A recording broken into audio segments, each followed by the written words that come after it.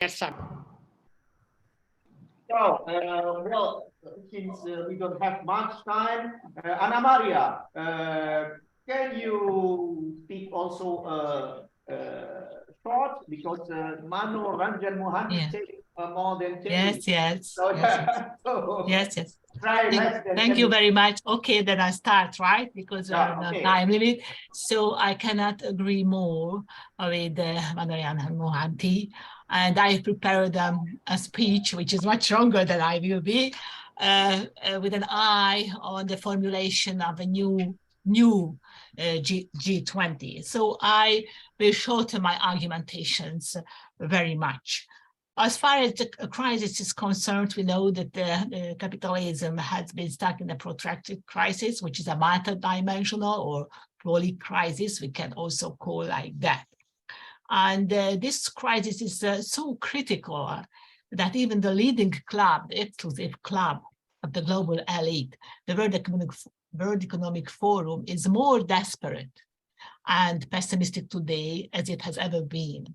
The Global Risks Report 2023, which is issued by the WEF, can be seen as a confession of the inability of the global elite to provide for the welfare of the masses of the globe.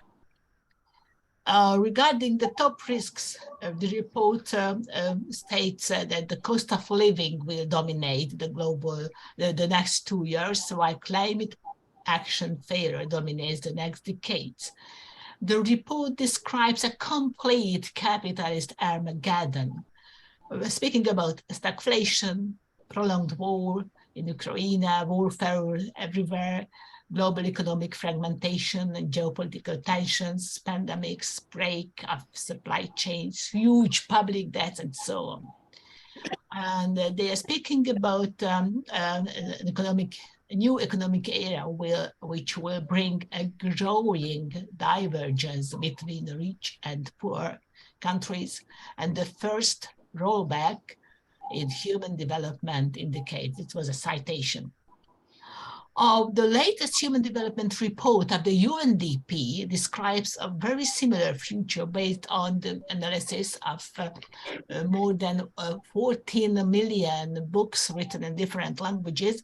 And they got to the conclusion that there is a fast-growing trend of pessimism all over the world in the last 2 decades. Today, the negative views about the world are at an unprecedented high level since 1900.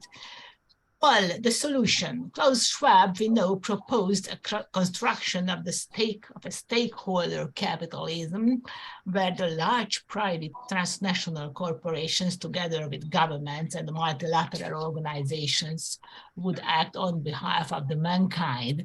But the situation is the same today as well, because only a very limited group of corporations and countries are leading, controlling the world.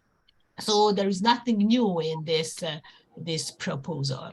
The polarization of the world, the polarization of the society is not a malfunctioning of capitalism. This is capitalism itself. So as the goal of production is profit, as long as the goal of production is profit, the inequalities and impoverishment, relative and absolute impoverishment of people will continue, will keep rising in the world. So the only way out of this trap is socialism. However, the road there is long and begins with a new multipolar world where nations can decide what kind of socio-economic system they want to build.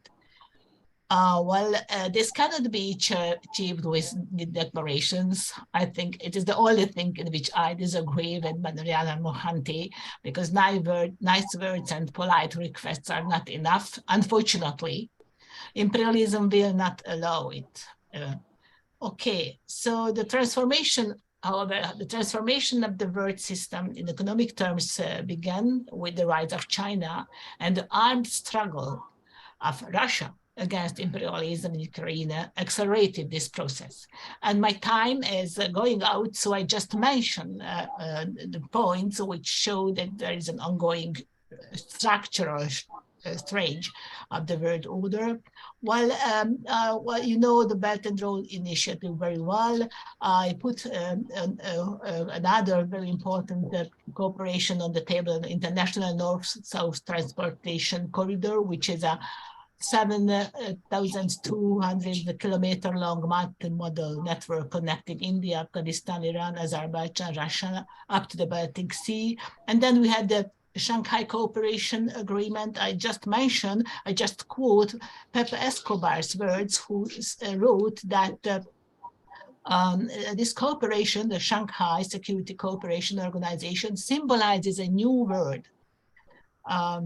Sorry, there was a new word built on mutual respect. It is a historically unique alliance of 5 non-Western civilizations: Russian, Chinese, Muslim, Hindu, and Buddhist, and because of that, capable of evolving into the basis for a collective security system in Eurasia. I don't continue the details concerning the many cooperation in the heartland of Eurasia. This is Alfred Mackinder's expression. I just conclude that it seems that a new G20 plus of the global south has been taking shape towards maybe G77. Also, the north-south cooperation shouldn't disappear because it could be very beneficial for the whole world. The intensification and extension of the cooperation within the global south may make the current G20 irrelevant very soon. Thank you very much. Thank you.